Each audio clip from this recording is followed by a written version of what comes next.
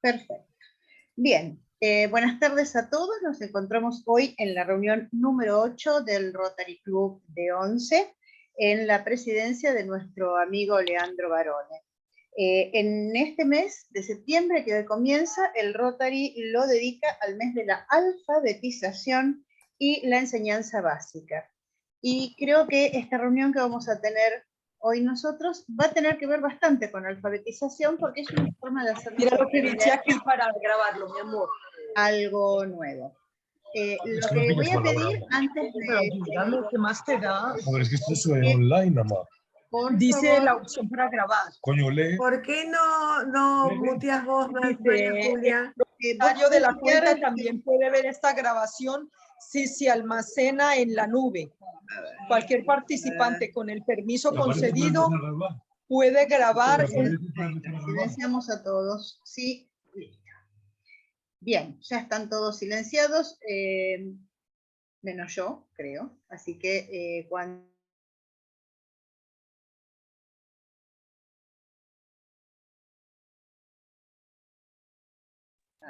Ahí te muteaste vos, María Julia. Ahora... Ahí me acabo de desmutear y continuaré con el inicio de la reunión. Como hacemos habitualmente, vamos a iniciar nuestra reunión en forma protocolar con el saludo a las banderas y el toque de campana, que lo haremos inmediatamente. Estamos aquí.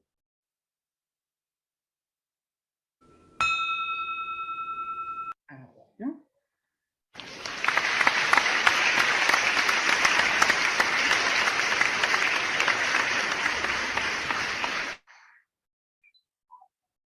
Pido mil disculpas porque esto salió exactamente al revés de como tenía que salir, pero siempre pasan estas cosas, ya lo sabemos.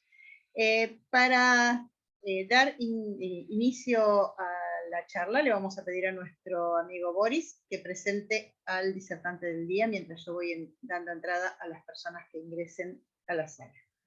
Boris, la audiencia es tuya. Muchas gracias, María Julia. Bien. El Rotary Club de Once hoy da la bienvenida y se encuentra muy contento de recibir al doctor Pablo Luis Palacios Wolf, médico especialista en ortopedia y traumatología.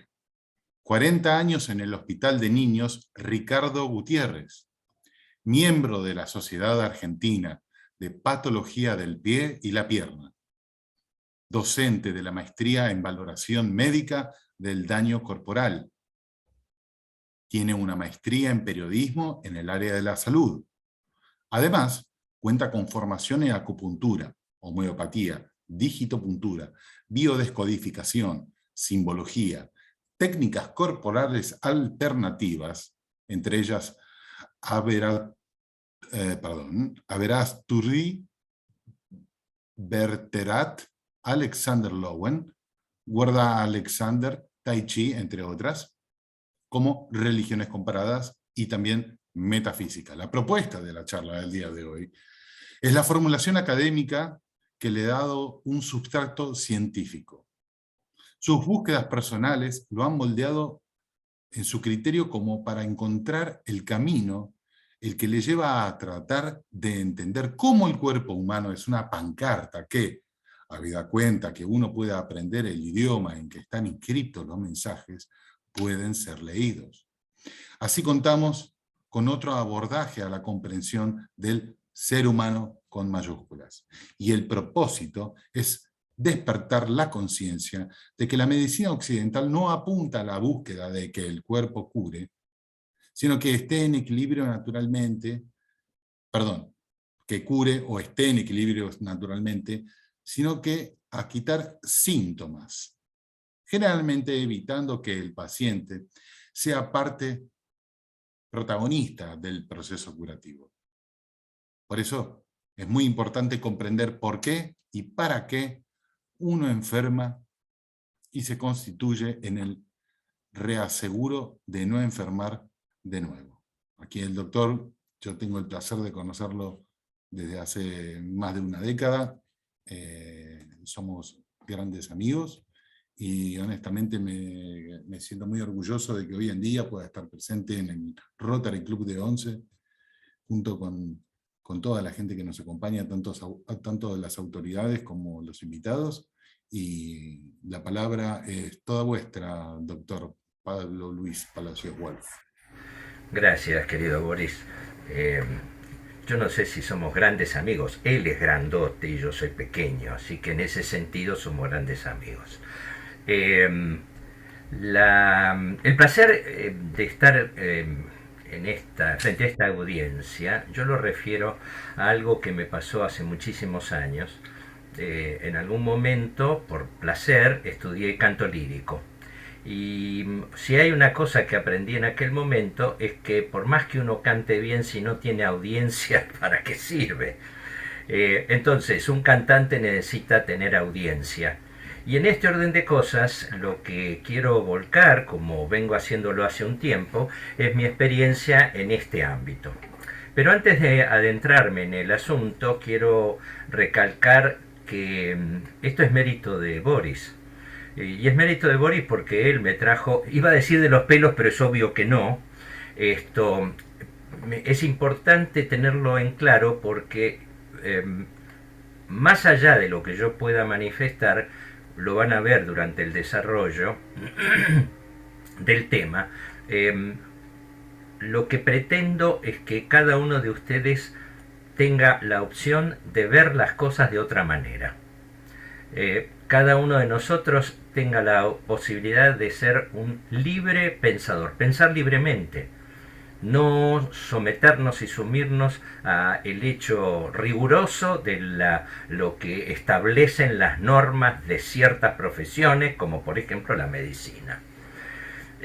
Esto, por otro lado, condice, mi forma de planteo, condice con lo que entiendo es el Rotary en relación al hecho de que este tipo de charlas pueden incluso hasta utilizarse como lo he hecho ya previamente en otra ocasión, recaudar fondos. Porque no solamente promueve la enseñanza de pautas diferentes, de pensar diferente, sino realmente puede asociarse con actividades que sean rentables en relación ya no de vender el video como dije antes, pero sí de repente de juntar divisas como para luego repartir donde corresponda y haga falta. Bueno, no me voy a extender más en el asunto y voy a compartir pantalla y ahí estamos. Perdón. La tesitura decía de emprender este asunto me lleva a proponerles que si tienen ganas copien el teléfono que está en pantalla, que es el de mi WhatsApp, porque probablemente alguno que otro tenga ganas después de hacer preguntas. Les pido encarecidamente que sean mensajes de texto, porque si no las preguntas se extienden y es una complicación, ya que por ese mismo teléfono atiendo a mis pacientes. Y esto es un poco el leitmotiv que hay detrás. La educación tiene como finalidad dar al cuerpo y al alma toda la belleza de la cual son susceptibles. En la medida en que entendemos más de nosotros mismos, tanto cuerpo cuanto alma, entonces embellecemos. Por más feos que seamos como uno, la historia es embellecemos. ¿Qué es la belleza? Es esa búsqueda de equilibrio que ya los griegos, los antiguos griegos y también los de Extremo Oriente buscaban, y que de alguna forma es lo que me trae a contarles esto que estoy por empezar a decir. El paciente como protagonista del proceso curativo. La noción de protagonista permite nombrar al personaje principal de una obra de ficción, ya sea literaria, cinematográfica o de otro tipo. La etimología de la palabra nos lleva a la lengua griega, haciendo referencia a aquel que actúa la primera parte o que es el actor jefe, el actor principal, el rol principal. El médico no es el protagonista en esta historia. en esta cinta, como decíamos de chicos, o en este vídeo, como dicen ahora los gallegos. ¿Qué es paciente? El paciente es aquella persona que sufre de dolor y malestar y por ende solicita asistencia médica y está sometida a cuidados profesionales para la mejoría de su salud. Recalco, subrayo, está sometida, porque esta definición encierra una filosofía que para mí es terrible. Porque someter es hacer que una persona o cosa reciba o soporte una acción determinada e imponer una persona por la fuerza, por las armas, su autoridad o su voluntad. Cuando vamos al médico y le decimos tengo este problema y el médico baja línea, estamos de alguna manera sometidos a esta acción que ya la cultura ha imbuido de tal forma que nos es común, nos es habitual. Y entonces tenemos gestos de esta índole que no son tan comunes. El médico como súper conocedor de una temática, pero también el que nos impone una forma de reaccionar frente a la línea. Les relato algo muy breve. La línea que se nos enseña en la Facultad de Medicina es: usted tiene que descubrir cuál es el nombre de la enfermedad. Para descubrir eso tiene que hacer una serie de pasos, historia clínica, bla, bla, y entonces tiene que llegar al nombre, ponerle como el broche a la enfermedad, con el nombre encima. Por ejemplo, tuberculosis. Entonces, acto seguido, el siguiente paso que se nos enseña es: tenemos que ir a los libros correspondientes de práctica clínica y después a los de farmacología, y estos ya nos bajan exactamente qué es lo que tenemos que hacer para eso que descubrimos. Pero resulta ser que estadísticamente no todos los casos se corrigen. Y entonces esos fallaron. Y entonces tenemos que revisar y tenemos que fijarnos porque probablemente el diagnóstico no fuera correcto. El tipo está con tos, con unas cavernas en los pulmones, tiene todo lo que corresponde, pero no se cura y la culpa la tiene el que hizo mal el diagnóstico. ¿Será por eso entonces solamente? ¿O quizás haya que revisar la cosa de otra manera? ¿Cómo y por qué enfermamos? ¿Cómo? Bueno, justamente todo lo que la ciencia nos explica y que la medicina investiga hace a esa ortodoxia de la cual estoy hablando. Y no cabe ninguna duda que es útil. Yo personalmente, aparte de hacer traumatología y ortopedia, soy cirujano en ese orden de cosas. Y cuando hace falta, me meto en el quirófano y opero. Pero esto no quita el que sostenga permanentemente algo que me enseñó un profesor de clínica médica hace 100 años atrás, cuando cursaba junto con Rivadavia. La frase que el profesor decía era: préstese atención, que no es peyorativo, la cirugía es el fracaso de la medicina. No porque la cirugía sea un fracaso, sino porque se echa mano de la cirugía cuando ya no hay ninguna instancia más que esa. Claro, hay algunas circunstancias en donde es imprescindible. Me llega un paciente, una guardia con una fractura expuesta, o sea, el hueso se salió fuera de la piel, no me voy a poner a buscar el diagnóstico más allá de lo lógico, ni tampoco voy a esperar a ver qué resulta de tomar comprimidos antibióticos. Tengo que meterme en el quirófano y trabajar. Pero hay otras maneras. El por qué y sobre todo el para qué enfermamos, ahí está la anortodoxia del tema. Me voy a extender un poquito en una imagen que siempre repito. Cuando alguien quiere salir a cazar patos silvestres, perdónenme los que están en contra de la caza, es nada más que una metáfora. El pato silvestre tiene una característica: vuela en zigzag aleatorio. Entonces, tirarle a un pato silvestre con un proyectil 22 que tiene más o menos ese tamaño y sacarse la lotería 1.000.000 de veces seguidas es más o menos la misma cuestión. ¿Con qué se cazan patos silvestres? Con perdigones. Entonces uno dispara la perdigonada, se abre los perdigones en abanico amplio, algunos perdigones le pegan al pato, que no cae muerto, sino que cae por invalidez, porque le impactaron varios proyectiles, Y allá va entonces el perro perdiguero que trae la presa y nos la entrega. Entonces después, esto es un agregado en broma, después comemos plomo y baba de perro. Muy sabroso, muy sabroso. Bien, sigamos en serio. ¿Cómo y por qué enfermamos? ¿Qué es estar sano? Estar sano es estar en equilibrio. Es que las pulsiones, los chinos hablan de yin y de yang, que las pulsiones estén equilibradas, que el deseo y el logro estén equilibrados. El estado de equilibrio es exactamente aquello que habla de armonía, que habla de sanidad, de estar sano. Es un estado anímico, la Organización Mundial de la Salud habla de eso, de incluso el estado anímico que se produce a partir de que todos los sistemas fisiológicos funcionen adecuadamente.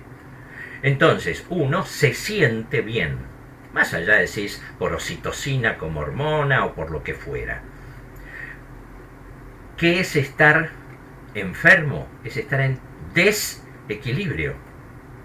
Es decir, no estar bien, no poder equilibrar las pulsiones a las cuales hacía referencia recién. Y eso nos lleva al estado de enfermedad. Y obviamente uno baja totalmente el tono, baja el sonido vibracional. Uno no se siente bien. Hace un momento bromeábamos antes de comenzar diciendo de las flores de Bach, y yo bromeé diciendo las mías son flores de Mozart, porque me gusta Mozart, pero además Mozart tiene el efecto Mozart detrás, que habla de lograr a través de una vibración que tiene las melodías de Mozart, que hace que el cuerpo entre en armonía, como si fuera, que lo es, un instrumento musical más. También decía recién que tuve la suerte de estudiar canto lírico. Yo me convertí entonces en su momento en instrumento. Y realmente les cuento que cantar, y sobre todo cantar en grupo, tiene una sensibilidad, genera una sensibilidad muy exquisita que hace también al estado de estar sano. La medicina manifiesta, la medicina que todos conocemos, busca, como mencioné antes, el síntoma. El síntoma es la alteración del organismo que se pone de manifiesto, la existencia de una enfermedad y sirve para determinar su naturaleza. Por ejemplo, el color amarillo de la piel puede ser síntoma de hepatitis. Los mocos colgando de la nariz tienen que ver con un cuadro de vía respiratoria alta. La acidez de estómago a ese nivel, etc. E indica, el síntoma es un índice o señal de una cosa que está ocurriendo o que va a ocurrir. Esa es la prospección de la que hablaba y nos enseñan en la Facultad de Medicina y después en las prácticas correspondientes. Pero está detrás de eso el signo. Y obviamente el que todos conocemos del Rotary es un signo, es un objeto, fenómeno o hecho que por una relación natural o convencional representa o evoca otro objeto, fenómeno o hecho. Indicio que permite deducir algo de lo que no se tiene un conocimiento directo. Es decir, vemos el símbolo el signo y evidentemente detrás nos refiere a todo un contenido determinado. Pero detrás de eso está el símbolo, que es un signo que establece una relación de identidad, es directamente referida con una realidad generalmente abstracta a la que evoca o representa. Este es el símbolo del infinito. A nadie se le ocurre hacer un desglose de este símbolo porque lo que implica infinito tiene una cantidad de contenidos tan vasto que evidentemente solamente con conocer cómo se lo registra es suficiente para evocarlo.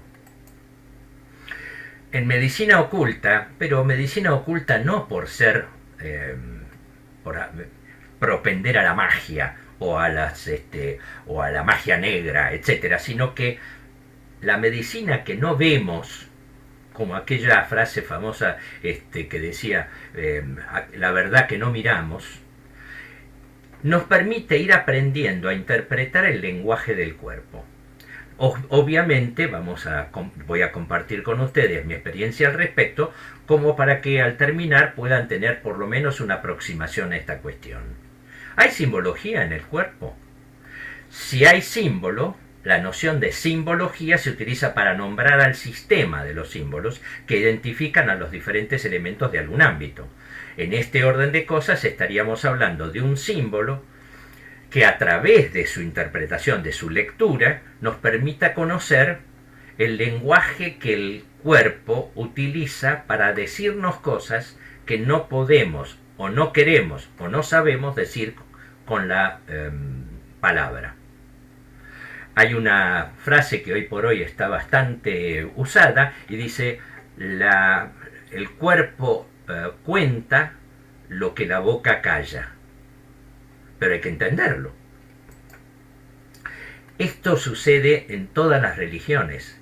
Hay toda una saga de simbología alrededor de la temática, cuando de repente hablamos del Islam, o cuando hablamos del judaísmo, o cuando nos metemos en el budismo. Cada uno de ellos por separado tiene una secuencia de elementos que nos lleva a interpretar, en principio, lo cotidiano, pero también lo trascendental, lo que está más allá, aquello que el hombre busca en las tres preguntas que generalmente yo por lo menos creo nos hacemos todos. ¿De dónde vengo? ¿Para qué estoy? ¿A dónde voy? Y cuanto más avanzamos en la vida, por decirlo elegantemente, cuanto más jovatos nos ponemos, obviamente más buscamos entender para qué pasamos este recorrido, para qué todavía hoy estamos en este ámbito, para qué mañana vamos a hacer cosas nuevas en la vida. No solamente a través de las religiones, obviamente hay estructuras, como puede ser lo que todos conocemos en astrología, en donde también hay una lectura y simbología que nos lleva a comprender una sistemática, una forma de lectura de la vida. O el tarot, ¿por qué no? No el tarot adivinatorio, y si quieren también el adivinatorio, pero sí el tarot que permite entender que hay un ciclo, un recorrido, y de allí los arcanos mayores, los arcanos menores, el ciclo de comienzo hasta el final. Y por qué no el número de oro, en donde entendiéndolo y yendo a la comprensión de Phi, entendemos la secuencia que se repite en todo el universo y que de alguna manera nos permite comprender la magnificencia de la creación. Llámenle como se les dé la gana, cada uno de acuerdo a su conocimiento y a su creencia. Si, por ejemplo, buscamos en la Torá, vamos a encontrar que hay diferentes formas de abordarlo. El notaricón, después búsquenlo, la gematria, la temurá, es decir, son diferentes formas de ir leyendo, incorporándonos, metiéndonos en la temática. Y, ya arrimándonos al cuerpo, nos encontramos de repente con el árbol sefirótico, en donde en la parte más alta se nos cuenta que está previo a la primera de las esferas, está la no manifestación. Es el creador o Dios o como quieran llamarle, antes de manifestarse. Ein Sof es eso, el ser divino no manifiesto. Y de repente un buen día por decirlo de alguna manera, se le ocurrió manifestarse, y entonces empiezan las manifestaciones a bajar secuencialmente y llegar finalmente a la parte más baja, que es donde está el hombre. Si el hombre está acá abajo, la misión del hombre es tratar de recorrer el camino inverso. El hombre, desde donde está y su comprensión y la tangibilidad, trata en la medida de lo posible de entender la secuencia inversa. Cuanto más cercana al hombre, más tangible. Cuanto más alejada, más compleja y menos capacidad tiene como para entenderlo. Por eso se dice que aún el estudioso más profundo probablemente no llegue sino hasta la mitad del árbol sefirótico en su ascenso a entender a Dios, a entender la creación, porque no tiene la capacidad que de repente pueden tener los seres inmateriales. pero esto ya es harina de otro costal. Lo importante y lo interesante es que de repente podemos superponer el árbol sefirótico con el cuerpo humano. Y hay una relación, el Adam Kadmon tiene referencias y cada uno de los pasos de ascenso a comprender quiénes somos están relacionados con partes del cuerpo. Primera aproximación al asunto. ¿Qué pasaría si yo, de la forma que se hizo con este cuerpo, pusiera elementos, signos que señalaran cosas para que desde afuera pudiera entender lo que hay debajo de esa piel? Y sería muy fácil. Podría ser el dibujito, por ejemplo, del hígado sobre un lado y decir acá está el hígado, ya está. Es así de sencillo. Pero evidentemente cada uno de los tatuajes que tiene este hombre también tiene un contenido simbológico interesante.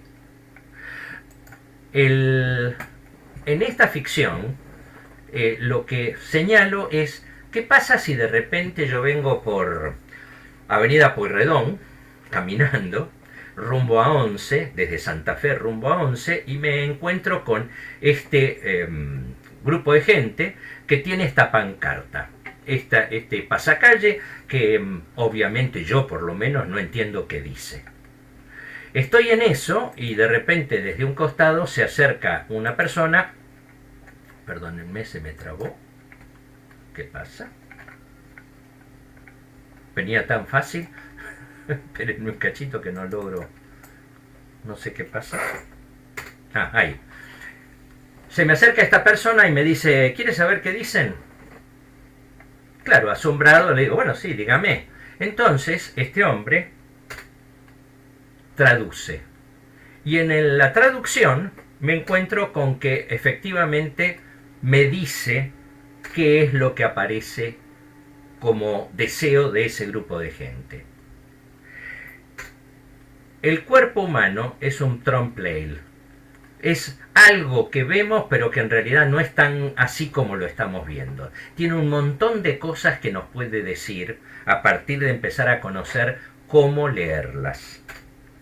Es para llegar a la comprensión que tenemos necesidad de un mapa. El mapa es en este caso el mismo cuerpo humano porque nos enseña el camino hacia algo que es el tesoro que perseguimos. Es la Catedral de Santiago de Compostela, hacia la cual vamos caminando, no importa desde dónde partamos. Lo hacemos por el camino largo desde España, desde Portugal, desde Francia. Lo hacemos caminando, lo hacemos en bicicleta. Lo importante no es cuál sea el camino, sino que logremos llegar todos, o cada uno de nosotros, al objetivo que perseguimos.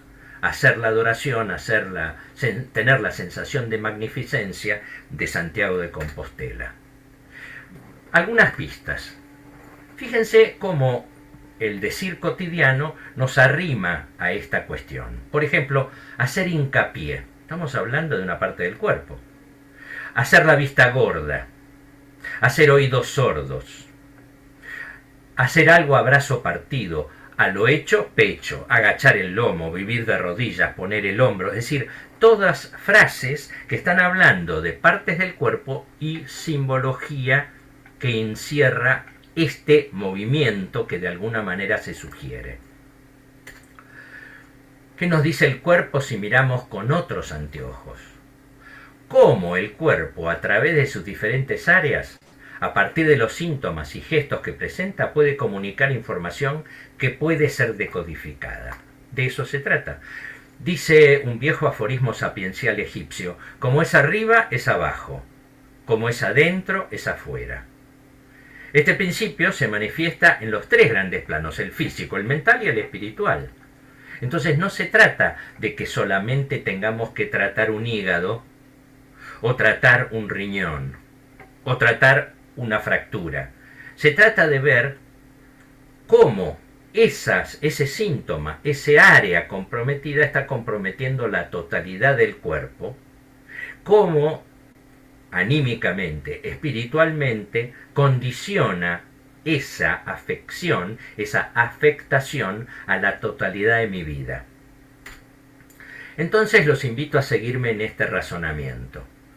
Tomo al cuerpo humano y hago dos divisiones para 3 áreas. Una primera pasa a nivel del cuello y entonces divide la parte de la cabeza de la parte del tronco. La segunda pasa por el abdomen y divide la parte inferior del cuerpo de la parte media, entonces nos queda superior, media e inferior. Las áreas de corte, por decirlo así, de separación, son el cuello y el ombligo. El hombre separa de las 4 patas en las que anduvo para erguirse en 2 patas. ¿Por qué? Metafísicamente porque se apoya en la realidad para proyectarse hacia el cielo, hacia ese área metafísica que persigue para justificar su existencia. Se necesita entonces utilizar esta escala que es el cuerpo, esta escalera, utilizando primero la parte inferior, luego la parte media, luego la parte superior. En la medida en que entendamos que vamos a ir ascendiendo, podemos el día de pasado mañana, espero que sea pasado mañana, cuando dejemos de existir, habernos proyectado tipo Cabo Cañaveral, haber despegado totalmente y haber entendido para qué estuvimos y hacia dónde vamos más allá de. Pero también tenemos una parte izquierda y una parte derecha. Esta parte izquierda tiene una carga determinada y la derecha otra carga. De hecho, todo partido de fútbol empieza con la patada inicial del pie derecho. Entonces el lado derecho es hacia dónde voy. Todo lo que esté del lado derecho es hacia dónde voy. Mientras que el izquierdo es de dónde vengo. Si ustedes se memorizan, se encuentran en algún lugar del esquema mental, aquellas danzas de Extremo Oriente en donde los bailantes se mueven de manera tal que van moviendo a los brazos y las manos de izquierda a derecha, lo que están haciendo es hacer referencia al fluir de la vida.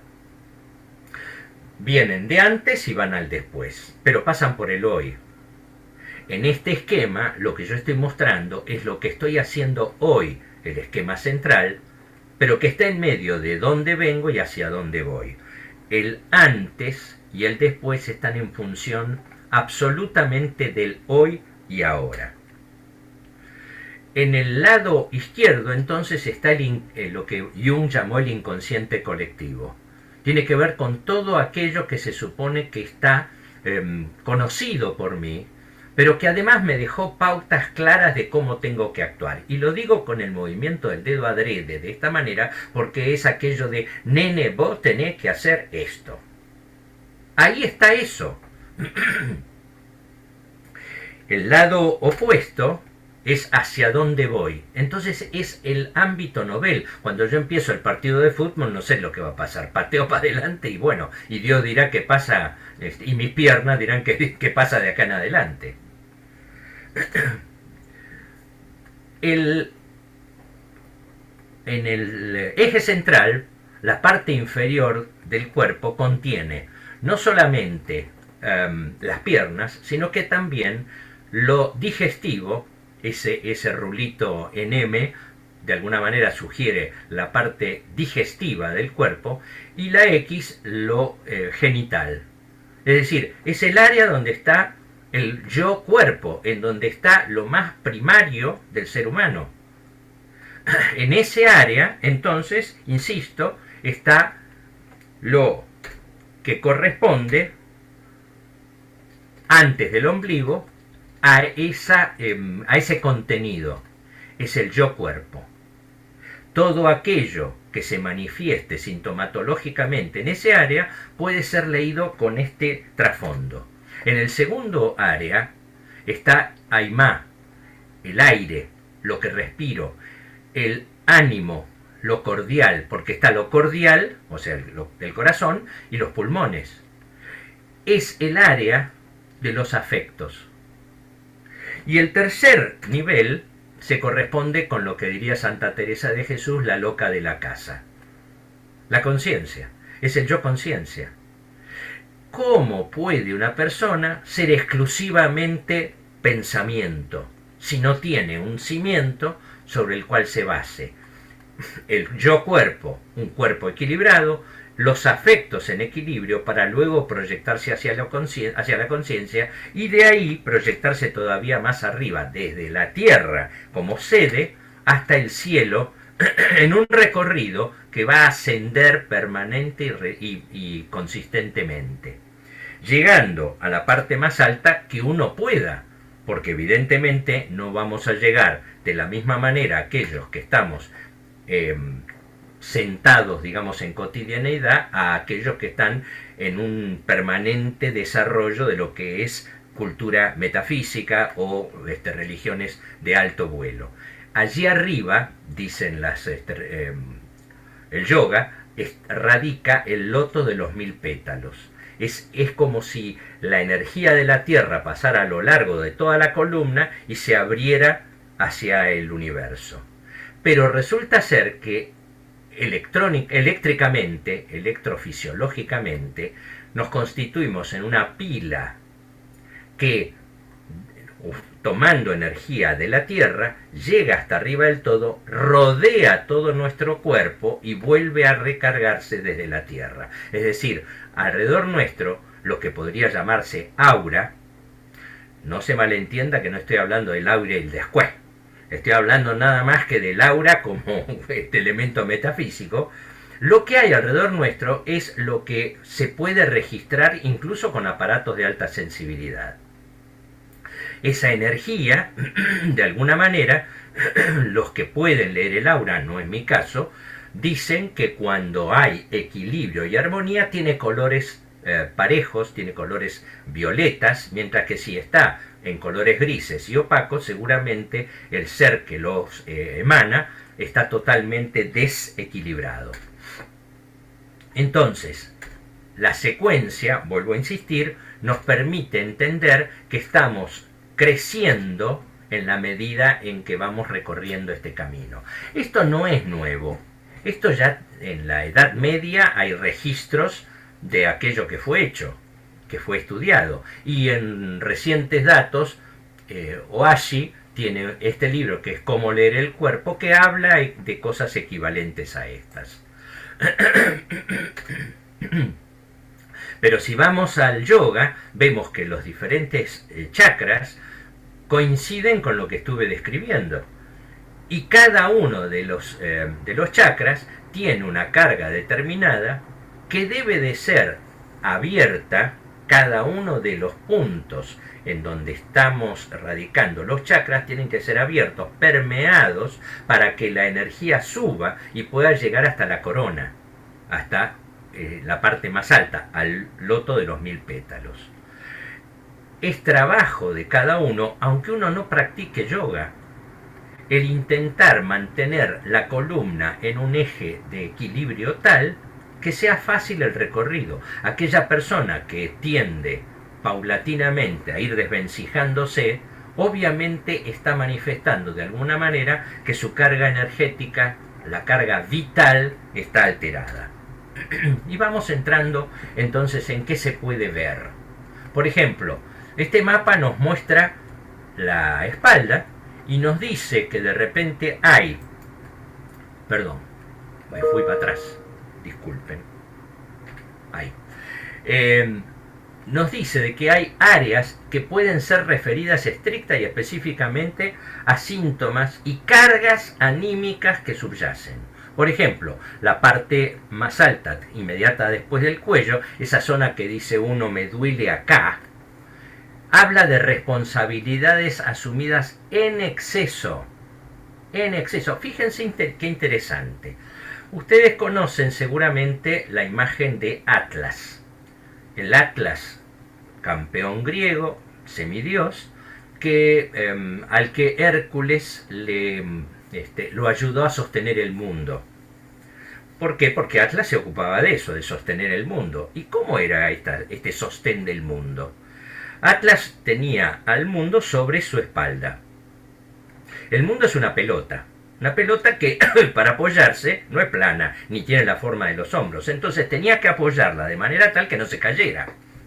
¿Qué hacía? Se inclinaba ligeramente, apoyaba en ese punto que estoy mostrando en la imagen, esa pelota, ese globo terráqueo, y sostenía con las manos, pero no así, sino una mano adelante y la otra atrás, dado que generalmente estaba hincada una rodilla y el otro pie apoyado plano en el piso. Entonces, una mano adelante y otra atrás, y el globo terráqueo encima de los hombros. ¿Por qué hago con tanto detalle esta descripción?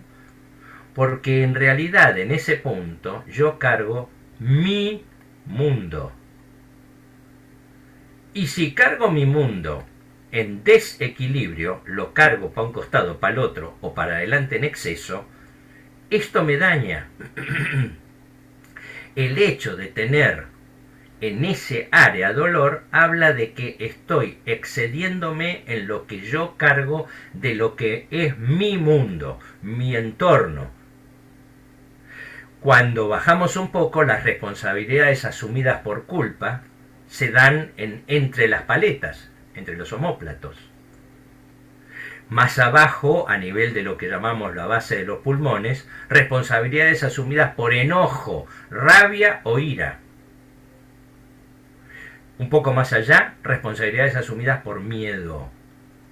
Fíjense qué interesante cómo cada área puede significar diferente. Y cuando hablamos de dolores de cintura que decimos que son muy frecuentes según avanza la edad y que son muy frecuentes en sociedad, hablamos de miedo e inseguridad.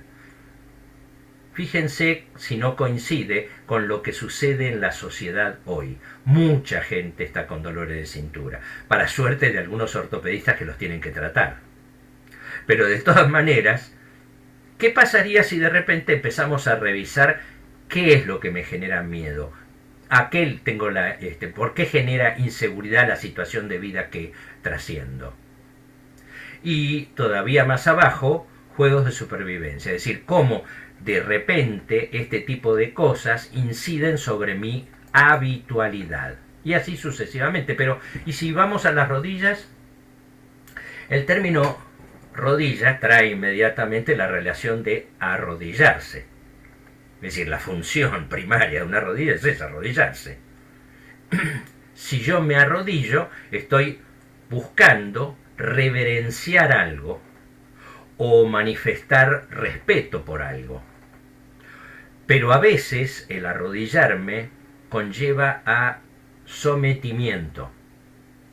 Entonces el dolor de rodilla implicaría no quiero arrodillarme.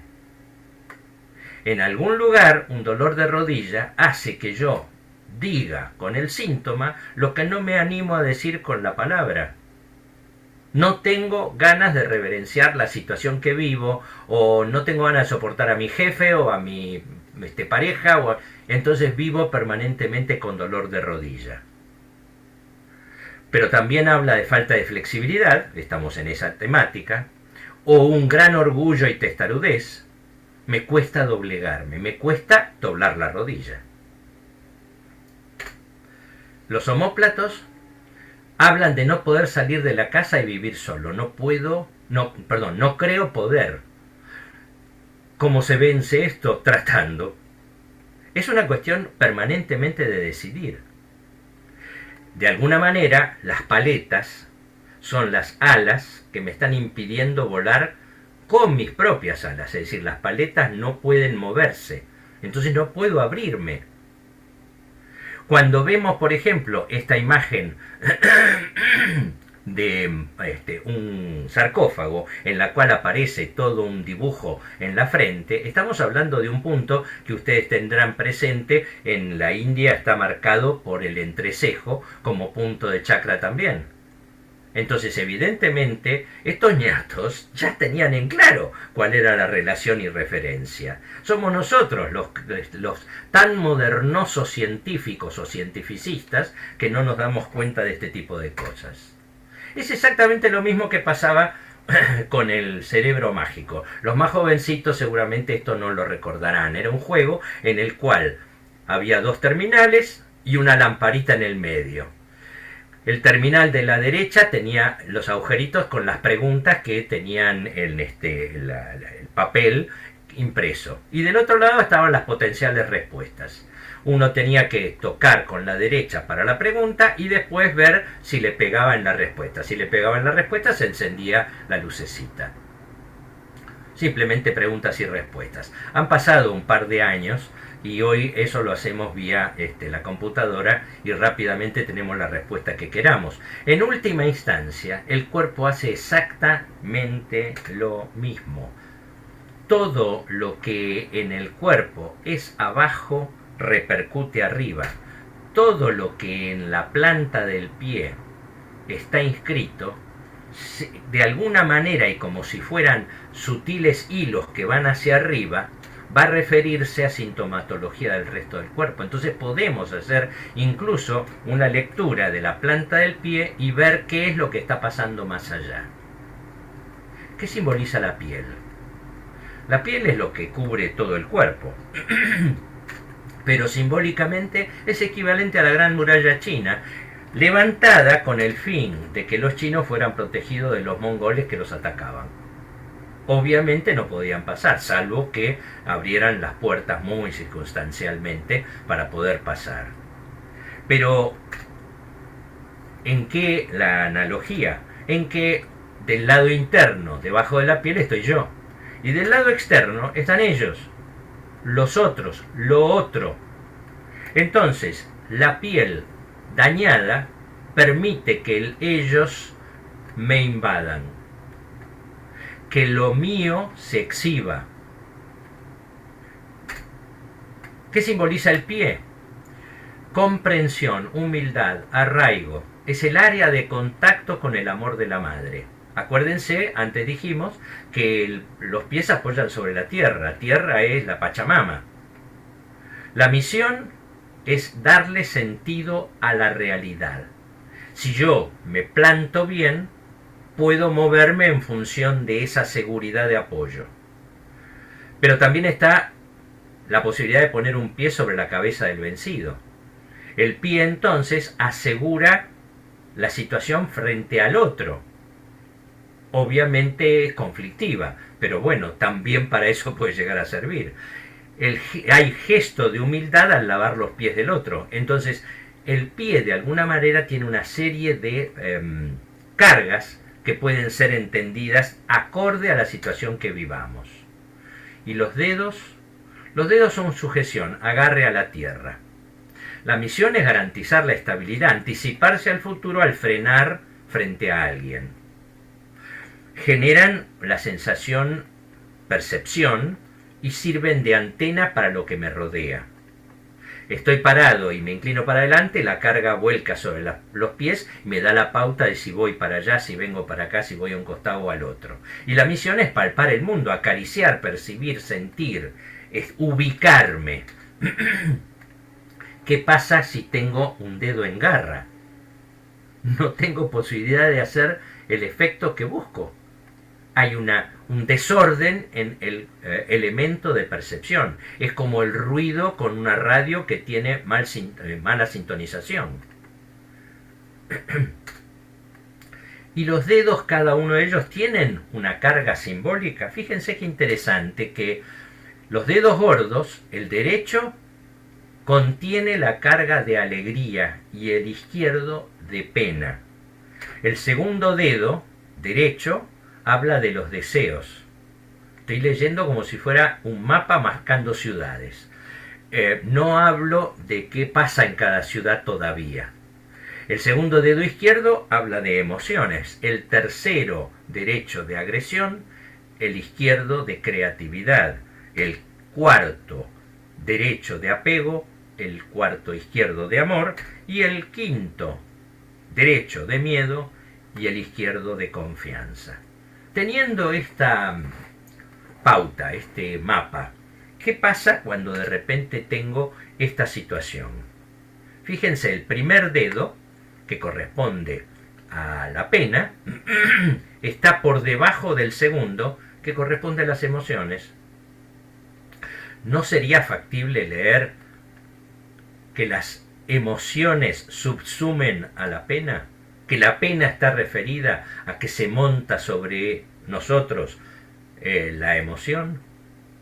que la patología está en eso. Claro, llegado a esta instancia, en donde además hay rigidez, después vamos a ver qué pasa con la rigidez en la artrosis, sumado a esto, cuando se llega a esta instancia es imposible un tratamiento, llamémosle medicamentoso o kinesiológico para revertirlo. Y no cabe ninguna duda que hace falta, si uno lo desea, hacer una cirugía para devolver por lo menos la estructura parecida a la original. Nunca va a ser la misma, pero por lo menos funcionalmente puede llegar a arrimarse. Pero teniendo en cuenta que una vez que esto estuviera reparado, tenemos que recordar qué lo generó. Y si lo generó, lo tomamos solamente desde un punto de vista funcional, mecánico, evitar que la repetición de la secuencia que llevó a la deformación mecánica. Pero si además entendemos que hay esta cuestión de emociones y pena de por medio, abrir el paraguas para que esto se cambie. ¿Qué pasa en el caso exactamente igual del otro lado? O sea, del lado derecho. Perdón, del lado izquierdo. No, está bien, derecho, perdón.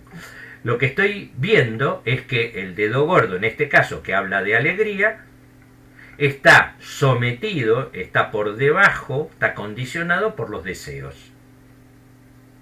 Misma referencia que hacía recién. Por más que quiera corregirlo, si no mejoro el tipo de calzado, si sigo utilizando tacos muy altos que me descargan el peso hacia adelante, voy a seguir deformando, y una vez que esto esté operado y esté bien y vuelva a pasar lo mismo, ya no hay tutía. No será muy académico el término, pero creo que llegó claramente. Muy bien. ¿Qué simboliza el talón del pie? Es el punto débil por excelencia, es donde se fija el Aquiles. Allí nos mordió la serpiente en lo que hace a lo bíblico. Es el lugar de conflicto para la elevación hacia el cielo. ¿Qué quiere decir con esto? Si yo estoy con los pies apoyados en tierra, para poder alcanzar lo que está arriba, tengo que ponerme en punta del pie. Y para ponerme en punta del pie tengo que levantar obviamente el talón. Entonces, si no lo logro hacer, hay un conflicto para elevarme hacia el cielo, para elevarme a lograr el objetivo final de mi vida. La misión es la de que sea un lugar de contacto, conflicto entre la unidad paradisíaca, o sea, el cielo metafísico, y la polaridad terrena, la realidad mía con la cual tengo que lidiar y evidentemente no está funcionando porque no me resulta adecuado. El calcáneo fue atravesado en la crucifixión. Interesante como referencia, ¿no? Fíjense entonces cómo de repente podemos mirar estas imágenes. Perdón, espérenme un segundito que se me dispara. El mouse está funcionando mal, a pesar de que lo probé antes. Bueno. Denme un instante. Ahí está, ahí volvió.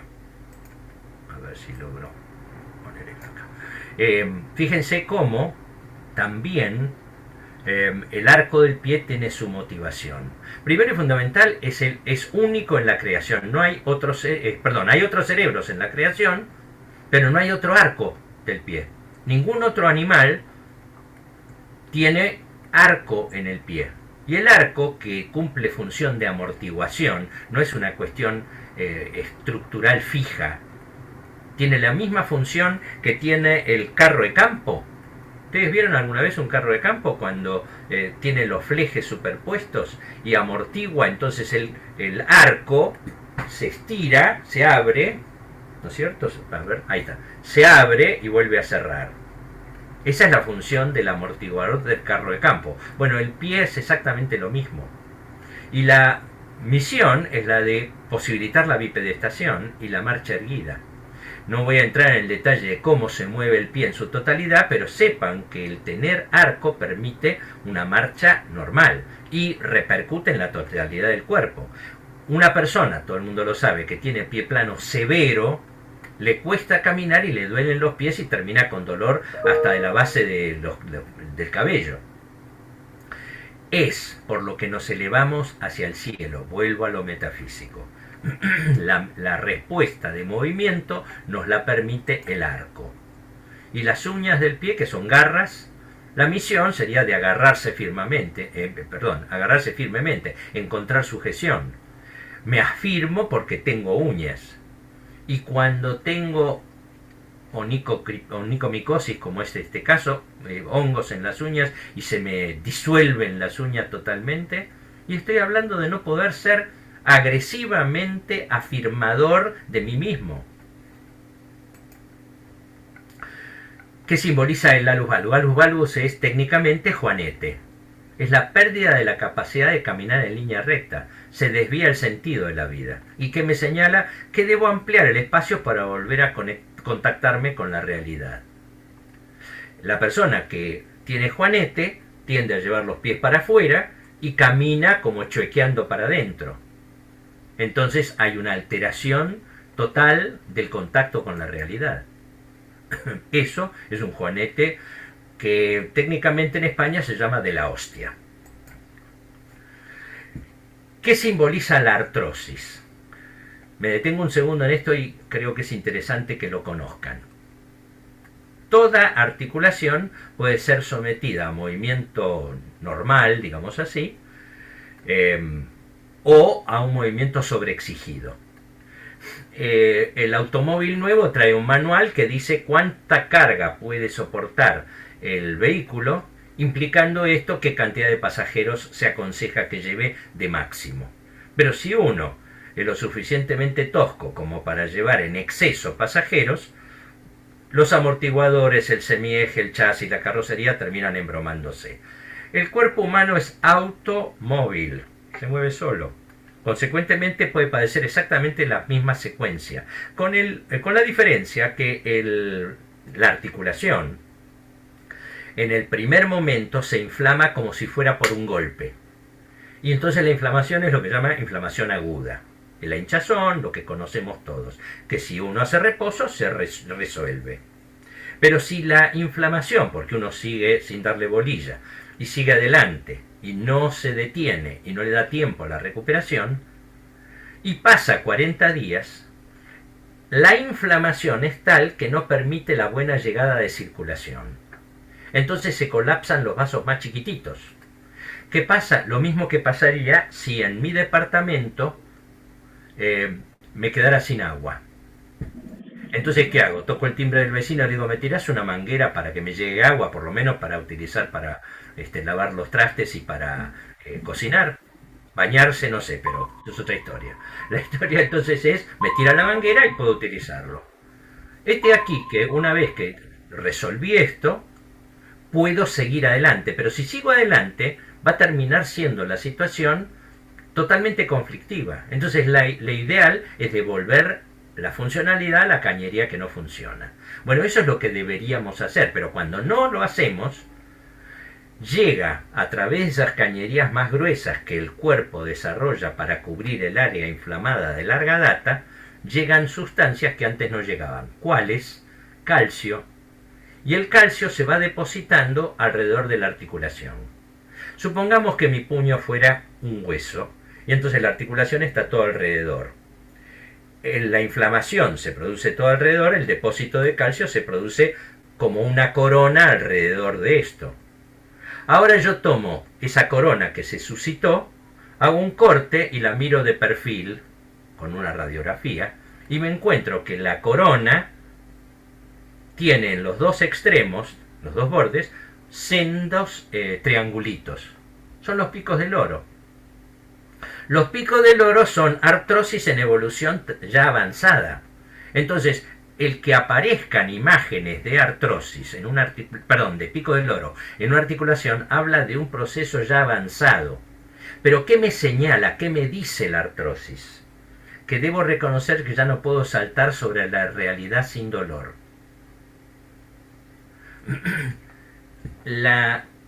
Una articulación, por ejemplo la de la rodilla que mencionábamos antes, que genera artrosis, habla de un estado avanzado de resistencia a no querer reverenciar, respetar o subsumirme, someterme a algo que me está por encima de la cabeza. Y a tal nivel que el cuerpo, que no es onzo, trata de bloquear y evitar el movimiento totalmente. Claro, no nos da el tiempo biológico como para que se llegue a producir un puente tal que no se mueva la rodilla. Pero vamos en camino y lo vamos padeciendo. Esto mismo puede pasar en una muñeca.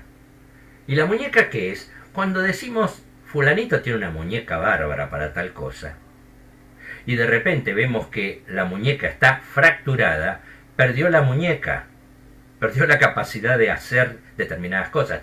Las cosas que tienen que ver con la fractura de muñeca izquierda, que es muy frecuente estadísticamente en los gerontes, tienen que ver con perdí el contacto, la versatilidad con las cosas que me dijeron que tenía que hacer desde que era chiquito.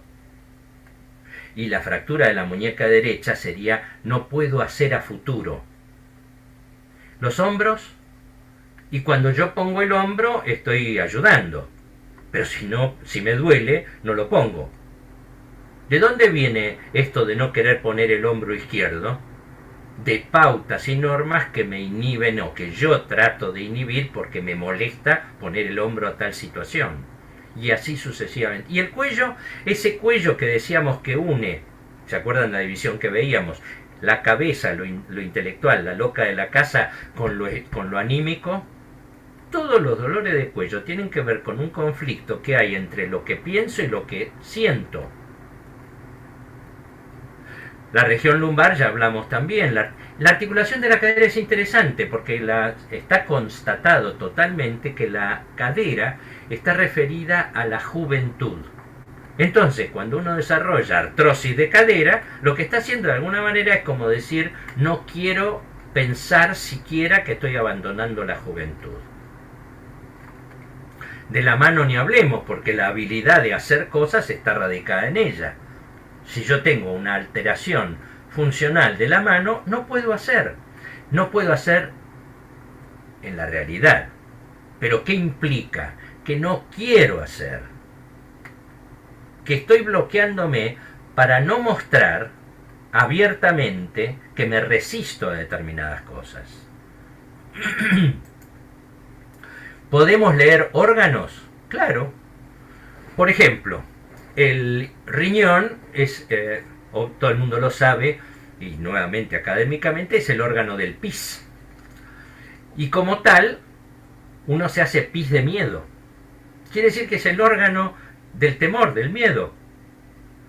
Una lesión de riñón subyace a ella miedo de alguna característica, de algún tipo.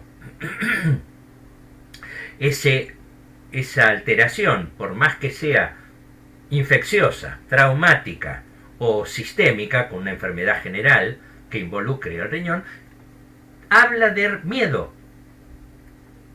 El páncreas es aparte de tiene dos partes. El páncreas es una parte de secreción interna, una parte de secreción externa. La secreción externa es conocida porque son los, llamémosle así, jugos que se vuelcan en el intestino para facilitar la digestión. Pero la interna, la hormona de generación interna, es la insulina. Es aquella que ayuda, puesta en circulación, al azúcar a ser introducida en las células para que se genere el carbón necesario para que funcione la máquina. ¿Qué pasa cuando hay una lesión pancreática dentro del medio de circulación interna, de secreción interna? Lo que hay es dificultad en poder desarrollar la energía necesaria para una vida equilibrada. Fíjense esta situación que ya yo personalmente he tenido que vivir en un par de ocasiones. No conmigo mismo, sino con familiares y amigos. Familiar uno, amigo otro. Un tío mío tenía su hija, mi prima, que un día, por un accidente terrible, fallece. Mi tío, 6 meses después, desarrolló un cáncer de páncreas y se murió, que son además extremadamente agresivos. ¿Cómo se puede leer esta situación? No pudo procesar el dolor aquel, y entonces buscó eliminarse. Es la forma más elegante, más silenciosa de desarrollar algo que sea irreversible, porque cuando el cáncer de páncreas manifiesta algo, ya es tarde. Y esta misma situación está viviendo un amigo mío que vive en el exterior, cuya esposa falleció hace poco tiempo y no se pudo recuperar de la pérdida. Está exactamente con el mismo cuadro que mi tío. En esa situación que mencionaba de mi tío, el primer caso, otro tío mío, cuñado de aquel, como digo, se había criado con mi prima, es decir, tenían diferencia de 4 o 5 años. Eran casi hermanos, eran tío y sobrino, pero eran casi hermanos. Este otro tío, que nunca había tenido ningún problema, de la noche a la mañana hizo un infarto masivo de miocardio y se murió. ¿Cómo podría leerse? Se le rompió el corazón. Y a uno se le rompe el corazón cuando sufre anímicamente. Ustedes me dirán, estas son cosas muy traídas de los pelos. Yo he comprobado en el correr del tiempo que es factible y que se repite y se ve permanentemente. Así que los invito a seguir cada uno de ustedes desvelando simbología. ¿Por qué? Porque allí debajo de los síntomas de las enfermedades hay cosas que pueden ser leídas y que, ayudados por la lectura agregada, hacen que la reversibilidad del cuadro sea factible. Que aquello que nos marcan como algo irreversible es absolutamente dependiente de que sea el paciente, aquel que decide su futuro, qué hacer de su vida, el poderlo utilizar. Y en la medida en que utilice la totalidad de los perdigones, cazamos patos silvestres. Les agradezco el haberme prestado orejas y estoy a disposición si quieren hacer alguna pregunta en lo inmediato. Y por supuesto en equilibrio, claro.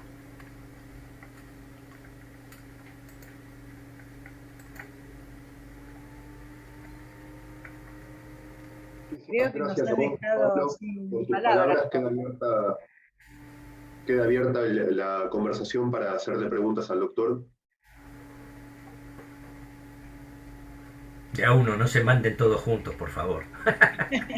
Sí, si me permiten, yo tengo unas preguntas para el doctor, pero no quiero adelantarme a ninguno que ya tenga algo... Vos lo que pasa es que las traías preparadas, Boris. No, te juro que no, no, si nunca vi nunca había visto este PPT. Aparte está preparado para el Rotary, y la verdad que te agradezco en nombre de Rotary de 11 enormemente. Le pusiste toda la garra, le pusiste la simbología, perdón, para que no se me ve, porque, a ver, le pusiste todo. Gracias. Tengo unas preguntas, si Leandro me permite, yo quiero hacértelas. Dale, sí, yo no tengo problema. Si Leandro me da... Boris. ¿Cómo? La palabra está concedida, Boris. Bueno, muchas gracias, Leandro. Bueno, son 4, pero vos, como son muchas y hay que darle pie a otras personas, elegí cuál querés responder. Voy a ir por la que considero que es más popular. Hoy en día, que hay mucha gente como yo y el presidente y seguramente bastantes participantes de esta reunión,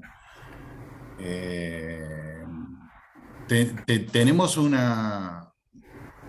un trabajo de 12, 16 horas en la computadora, sea home office o en oficina.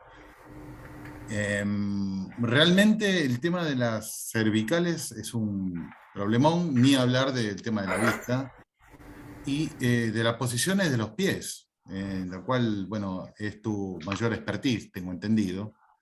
Si tenés ciertas recomendaciones sobre esto, porque realmente traen bastantes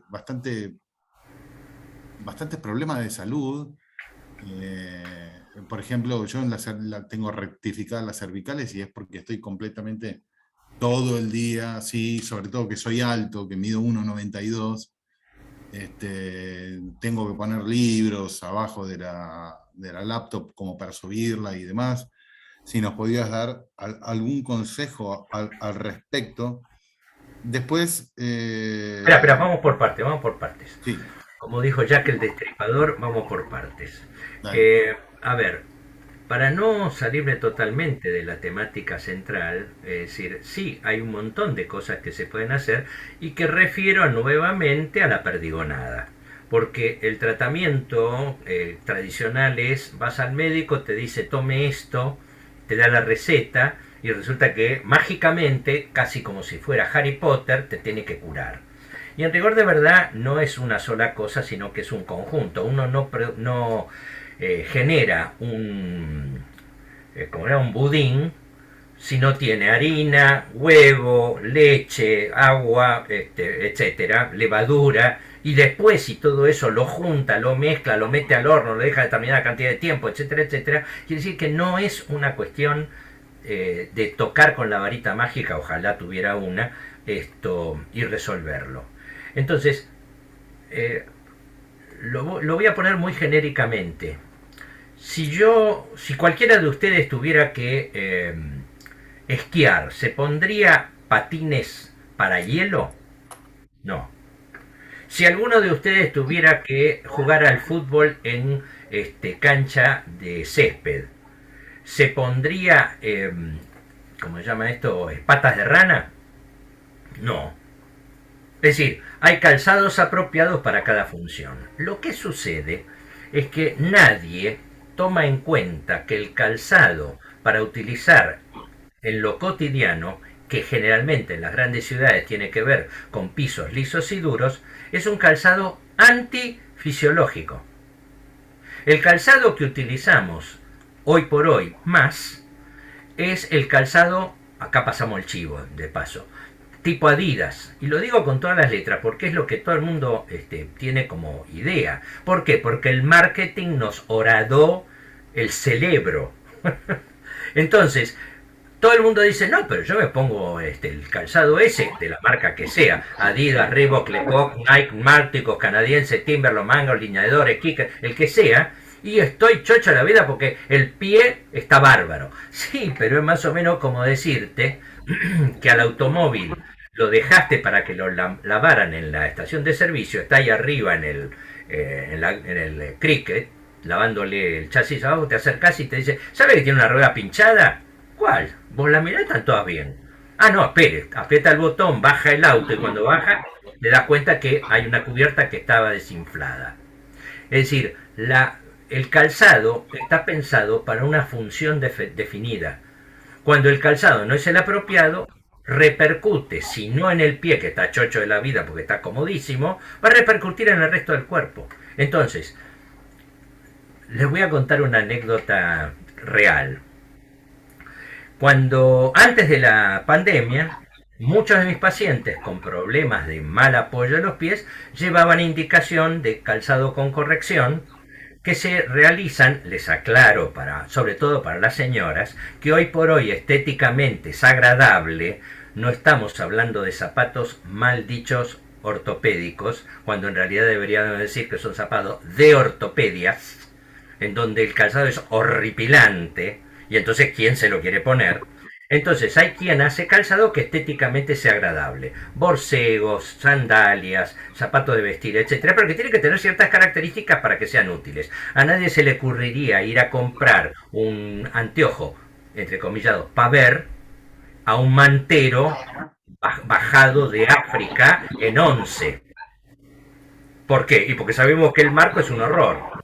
Entonces, si compramos un buen marco y nos sale una ponchada de pesos en una óptica, ¿por qué compramos cualquier basura para ponernos en los pies? Que es el cimiento sobre el cual nos sustentamos. Muy bien. Esos pacientes tenían ya resuelto el asunto y andaban fenómeno. Sin embargo, iniciada la pandemia, pongan 6 meses después de empezar la pandemia, 3, 4, 5, 6 pacientes sucesivamente me contactan y me dicen, estoy volviendo a tener los problemas que tenía antes. Mira vos, se pinchó la indicación. Resulta ser que se me ocurrió en determinado momento hacer la pregunta. Y a cada uno de ellos por separado, ¿usted está usando el calzado con corrección? No, estoy en mi casa en pata, estoy en chancleta.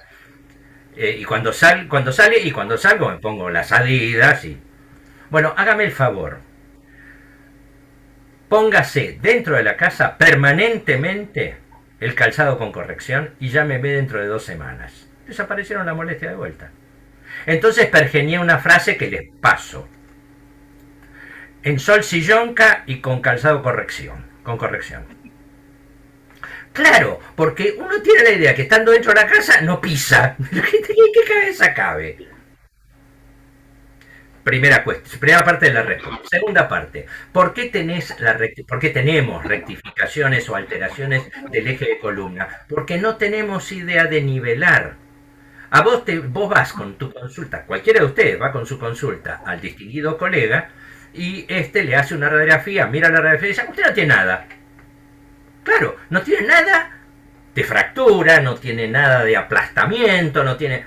pero tiene algo que le está generando la molestia. Entonces hay que revisar cuál es la causa. Entonces, insisto, alineación y balanceo.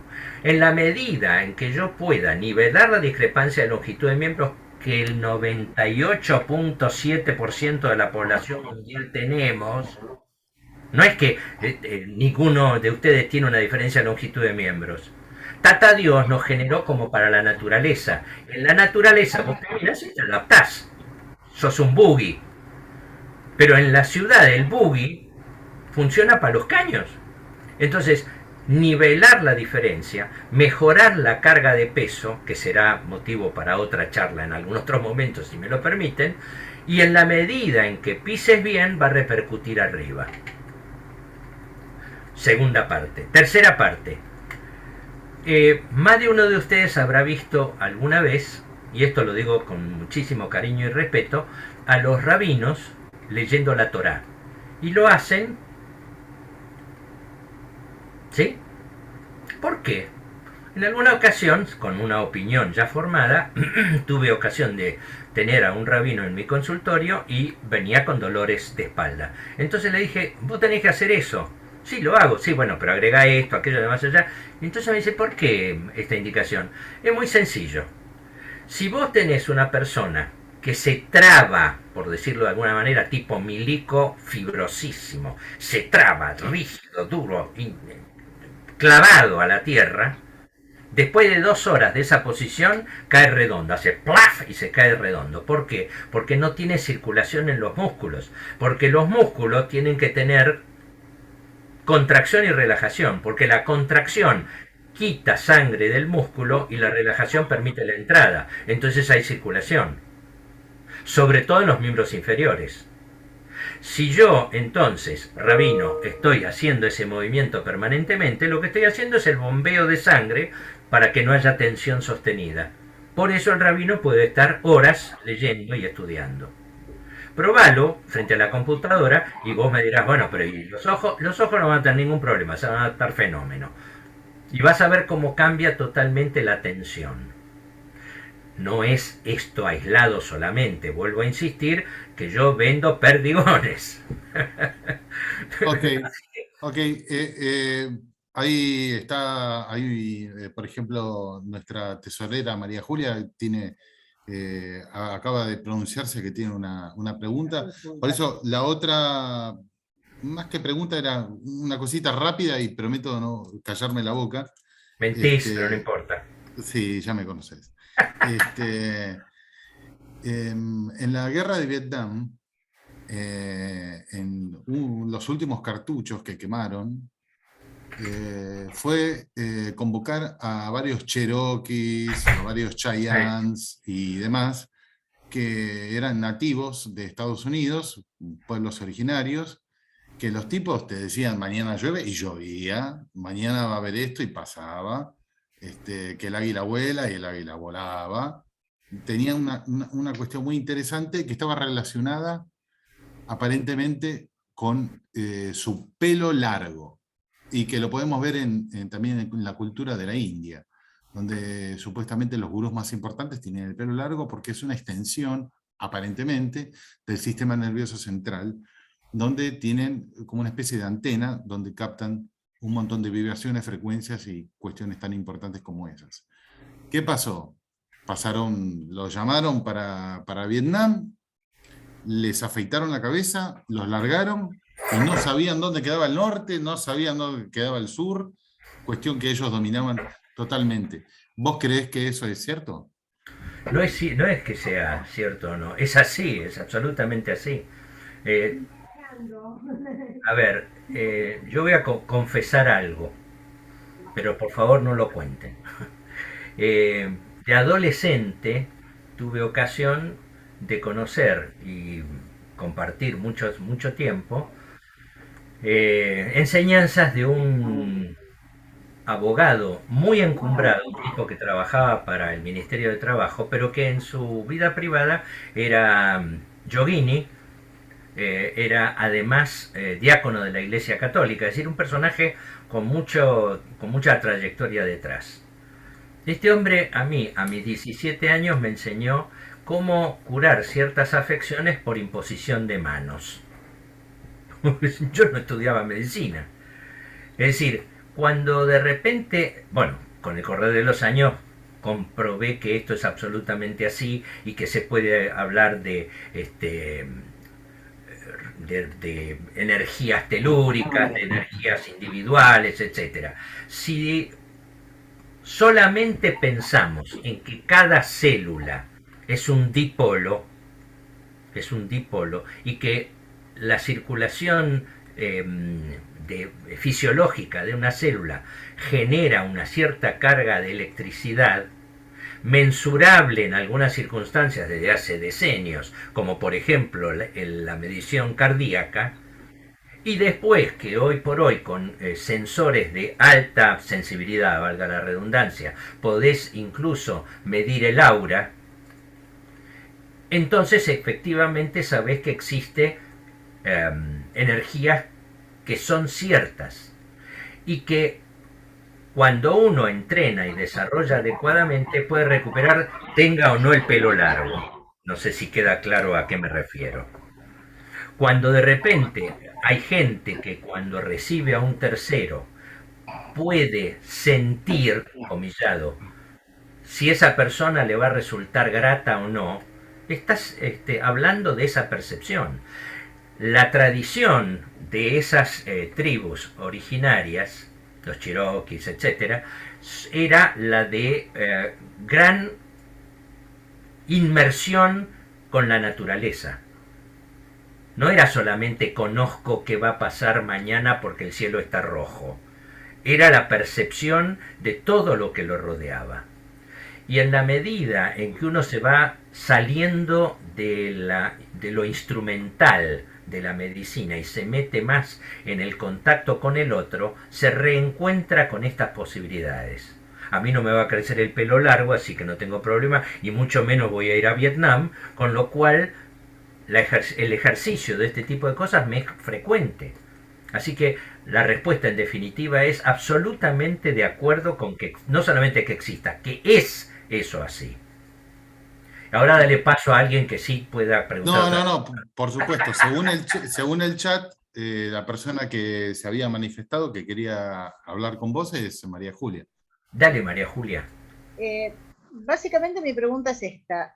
Teniendo en cuenta que vos por tu experiencia profesional estás o tenés contacto con lo mejor de los dos mundos, ¿no? Con la medicina tradicional y con lo que podríamos llamarlo no tradicional, ¿no es cierto? ¿Por qué te parece que hay tanta resistencia en muchos de tus colegas a tomar estos conceptos? Porque en realidad tomar al ser humano como un todo y leer esa simbología ayudaría mucho a todos los tratamientos. Y creo que, bueno, todos los que estamos acá hemos tenido algún acercamiento a estas terapias y sabemos que... de hecho, como yo digo siempre, para mí no son alternativas, sino que son complementarias, pero hay mucha resistencia. ¿Por qué te parece a vos que está esa resistencia? ¿Que hay miedo, hay temor de perder el negocio? Cuando empiece mi respuesta, alguno de los que están presentes, que tienen la desgracia, que tienen la misma profesión que yo, se van a sonreír. Y la respuesta comienza diciéndote que yo primero explicaría por qué a los médicos no se les entiende la letra. No se les entiende la letra, no se nos entiende la letra. Aclaro que la mía es muy redonda, pero de siempre, no por ser médico o no ser médico. No se nos entiende la letra porque es la mejor manera de asegurarme que si pifio no tengo que explicar nada. Es simplista, por supuesto, pero en definitiva, de alguna manera empieza la respuesta a lo que vos preguntás. Si yo me voy a meter en camisa de 11 varas, pero lo voy a hacer a conciencia total. Si yo soy religioso y todas las pautas religiosas cumplidas adecuadamente me llevan a entender que voy a obtener el Valhalla, salirme de la línea esa destruye mi posibilidad de trascendentalidad. En la medida en que asumo que lo que pienso puede no ser, perdón, lo que me enseñaron puede no ser cierto y asumo un cambio de alguna manera, me juego a ser denostado, a ser crucificado. Mirá lo que le pasó a este ñato hace 2000 años. La historia es repetitiva y yo he tenido que soportar muchísimas situaciones. Algunos que otro que me conoce, el mismo Boris lo sabe, por decir las cosas tal cual las pienso, me erradicaron, me corren del lugar, etc. ¿Pero por qué? Yo creo que es por miedo, por lo mismo que decía antes. ¿Miedo a qué? Y a no tener respuestas. Yo todos los días me levanto y trato de averiguar alguna otra cosa nueva y trato de interrelacionar lo que conozco con lo que conocía. Y a veces elimino cosas que ya conocía porque no me parecen ahora coherentes. Pero es un recorrido muy difícil en una sociedad que está pautada por el deber ser. En una sociedad que por otro lado es permanentemente, responde permanentemente a ese deber ser, a pesar de que muchas veces le genera molestia el cumplirlo. Hoy por hoy, la mayor parte de la gente cuando se le dice placer, escúchame, placer es morfar un sushi, para mí. No estamos hablando de placeres aquellos que son ¿cómo se llama? Pautantes de pérdida de acceso a la divinidad. ¿Por qué no vivir divertido? Y como diría algún cómico de otra época, vivir caracúlico. ¿Por qué de repente tengo que presentarme en público con saco y corbata y decir que las cosas con este tono, las cosas son de esta manera porque resulta ser que bla bla? No, escúchame, yo hablo como hablo todos los días con mis amigos, con la gente que conozco.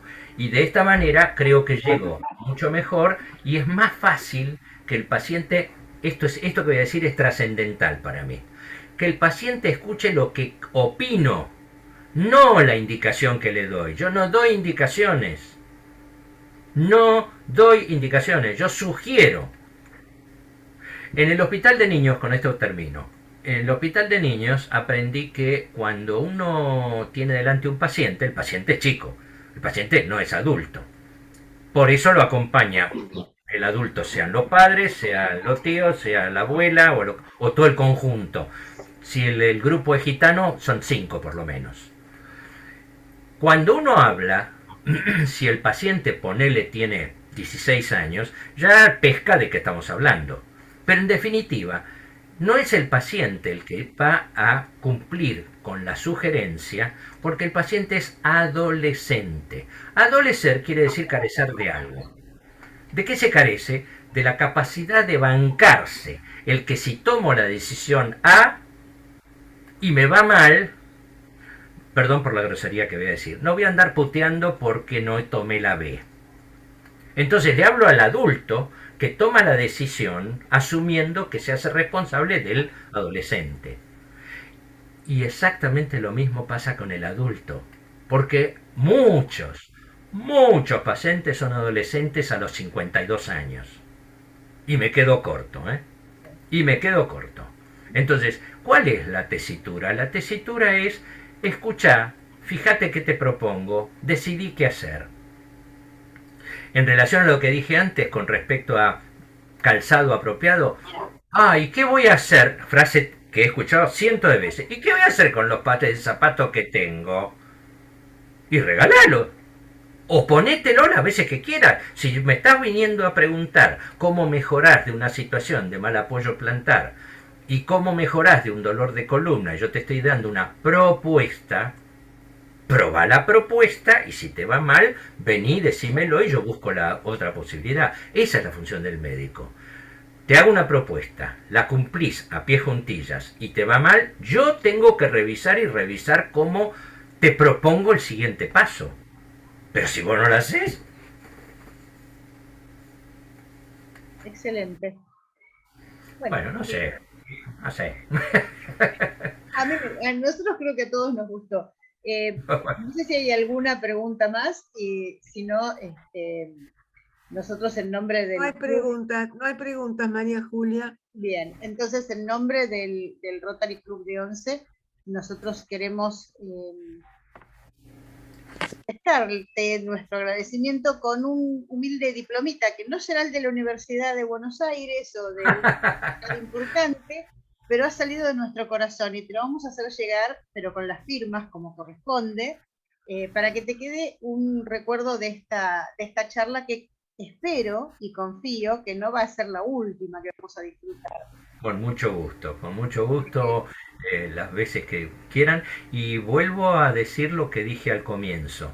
El teléfono que puse está a disposición, pidiendo estricta y específicamente que se identifiquen, que digan que tiene relación con esta charla y que sea con mensaje y no con llamada telefónica. Con gusto a todo el que me consulte le respondo. Lo máximo que puedo decirles en alguna circunstancia, no sé.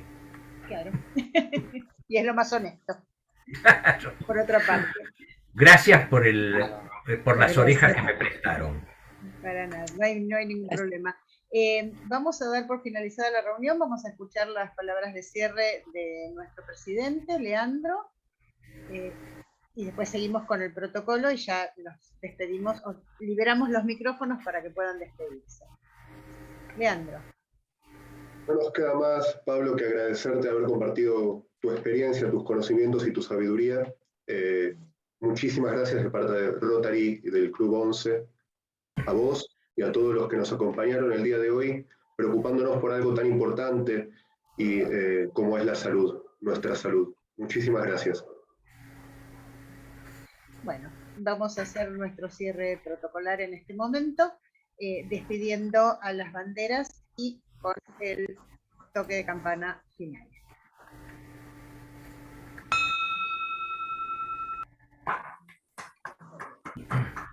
Tuvimos una muy linda reunión, le damos la posibilidad de dejar los micrófonos abiertos para decirte, Pablo, muchísimas gracias. A ustedes.